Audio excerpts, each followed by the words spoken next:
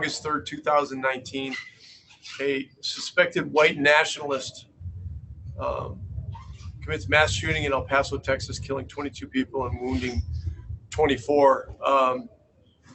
This was a guy that scouted out a densely populated area right near the Mexican border in El Paso, drove 9 hours and committed, I believe it's the biggest mass homicide of Mexican people, Hispanic people ever committed. And so just a gory incident, and another horrible example of racial injustice, to say the least. Okay, go ahead. All right, thanks. We'll start with Mark Followill. Thanks, Rick, and good afternoon. One of the things that I thought about going into the bubble, Rick, was that because of the lack of a crowd situation, then that might serve as something that would level out things and might lead to more close games.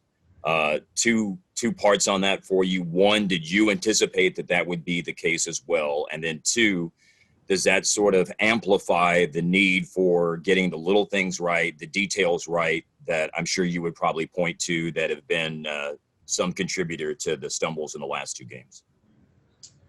Yeah, I thought the games overall would be very close here.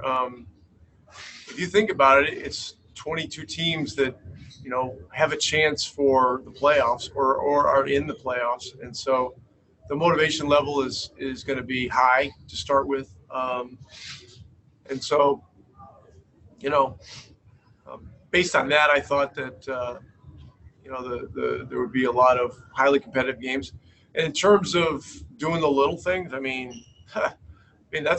that's really what it's all about. And, ironically, in the first game, we had a big deficit in number of layups.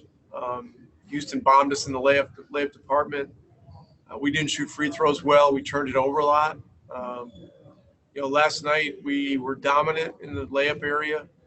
Our turnovers were down, and we were almost 90% from the free throw line. So, our guys are really trying to do the things that we need to do. We had a really bad quarter in the third. It started out poorly, it snowballed, and we lost the lead. And I don't know if we ever got the lead back in the fourth. I know it may have been tied, or we may have had the lead briefly, but Phoenix got going, and it just made for a very disappointing outcome. Okay, next we'll go to Eddie. Rick, you had obviously some teams in the past that were pretty good at closing out games. Is there any way to fast track a team into that mindset, or is it just a matter of having to go through it the hard way and take your licks to learn about it? Well, I'm optimistic that we can certainly do better. That said, when you get a group that's young, hasn't played together all that long,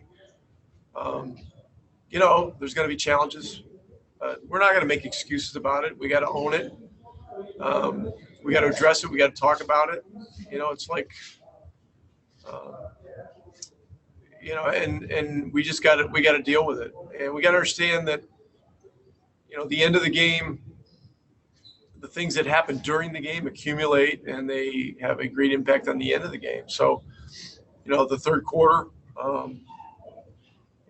even though we won all three other quarters, was the decisive difference. And so, you got to play for 48, and things have got to be tight. And the other problem we had last night, we didn't have a high assist game. That hurt us. And we also, was a 19% 3-point shooting night, and that was a problem as well. So look, everybody's playing hard, everybody's going at everybody, and we've just we just got to keep working it, picking it up in all areas. Okay, next will be Dwayne.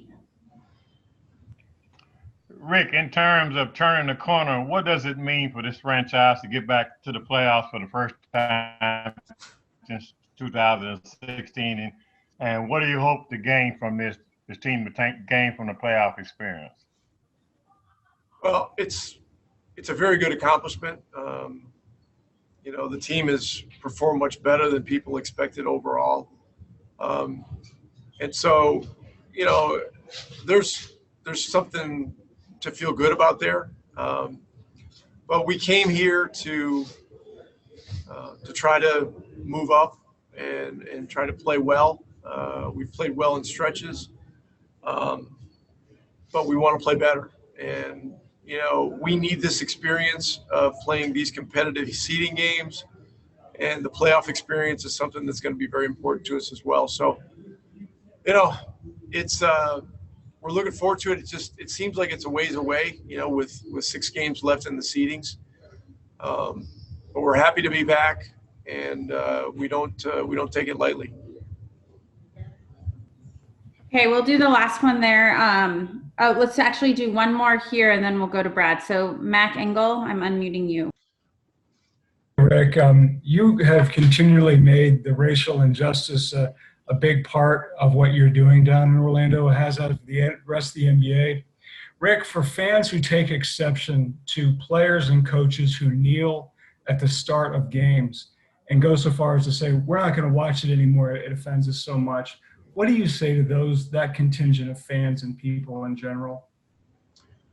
Well, we're dealing with a 400-year-old moral issue that needs to be addressed, and it's a statement of unity. It's a statement of commitment, and the Coaches Association began this initiative on May 30th. You probably know the story. I think we maybe even talked about it on a 30 head coach Zoom call that was organized within 5 or 6 hours, and everyone felt that unilaterally that we needed to take action, and a lot of work went into our plans.